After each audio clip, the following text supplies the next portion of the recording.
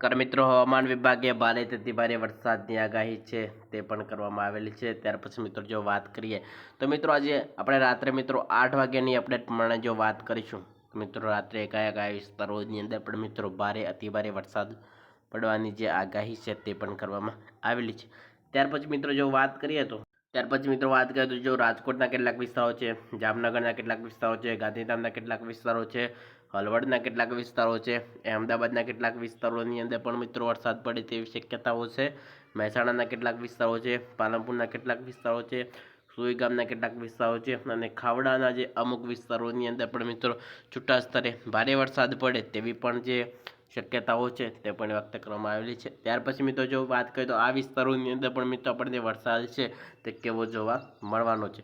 ત્યાર પછી મિત્રો તમે જોશો તો રાત્રે 8 વાગ્યાની અપડેટ પ્રમાણે જે સાબરકાંઠા હિંમતનગરની જો વાત કરીશું ત્યાં પણ મિત્રો છૂટા સ્તરે એકાદું ઝાપટું છે તે પણ આપણને જોવા મળી શકે છે।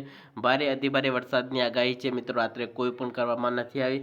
મહેસાણાની અંદર જોશો તો ત્યાં પણ મિત્રો જે વાદળી કલરની જેટલી પણ આપણને સિસ્ટમ છે તે જોવા મળી, ત્યાં વિસ્તારોની અંદર મિત્રો છૂટા સ્તરે વધુ ઝાપટું પડે તેવી શક્યતાઓ છે તે વ્યક્ત કરવામાં આવેલી છે। ત્યાર પછી મિત્રો અહેમદાબાદથી લઈ જે વિરમગામના જેટલા પણ વિસ્તારો છે ત્યાં પણ મિત્રો છૂટા સ્તરે ભારે ઝાપટા પડે તેવી શક્યતાઓ છે તે વ્યક્ત કરવામાં આવેલી છે।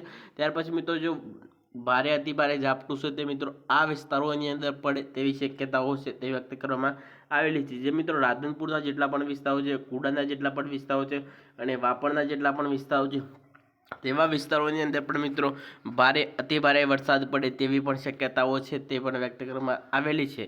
ત્યાર પછી મિત્રો આપણે રાત્રે મિત્રો જો આપણે 10 વાગ્યાની અપડેટ પ્રમાણે જો વાત કરીશું તો મિત્રો આપણે રાત્રે વરસાદ છે તે કેવો જોવા મળવાનો છે। ત્યાર પછી મિત્રો તમે જોશો તો મિત્રો જે રાજ્યમાં એટલે કે મિત્રો તમે જો ગુજરાતના અમુક જ વિસ્તારોની અંદર પણ મિત્રો રાત્રે 10 વાગે છૂટો છવાયો હળવોથી મધ્યમ વરસાદ છે તે આપણને જોવા મળી શકે છે। રાજકોટની અંદર જો ખુશો તો ત્યાં પણ મિત્રો છૂટો છવાયો હળવોથી એકાદું ઝાપટું છે તે આપણને જોવા મળી શકે છે।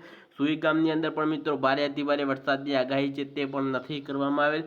ડુંગરપુરના કેટલાક વિસ્તારોની અંદર મિત્રો ગ્રામ્ય વિસ્તારોની અંદર પણ મિત્રો છૂટું છવાયું હળવુંથી મધ્યમ ઝાપટું છે તે આપણને જોવા મળી શકે છે। ભારે વરસાદી કોઈ પણ સિસ્ટમ છે આપણે અત્યારે છે તે જોવા નથી મળે। રાત્રે મિત્રો 8 વાગે અમુક વિસ્તારોની અંદર મિત્રો છૂટા સ્તરે ભારે એકાદું ઝાપટું છે તે આપણને જોવા મળી છે। ખાવડાના જેટલા પણ વિસ્તારો છે ત્યાં પણ જોશો તો ત્યાં પણ મિત્રો છૂટા સ્તરે હળવોથી મધ્યમ વરસાદી ઝાપટું છે તે પણ જોવા મળી શકે છે। ત્યાર પછી મિત્રો આપણે રાત્રે મિત્રો 12 વાગ્યાની અપડેટ પ્રમાણે જો વાત કરીશું તો મિત્રો રાત્રે આપણને વરસાદી માહોલ છે તે કેવો જોવા મળવાનો છે। અને ચેનલ ઉપર પહેલી વાર વિઝિટ કરી રહ્યા છો તો ચેનલને સબસ્ક્રાઇબ કરી લેવા વિનંતી।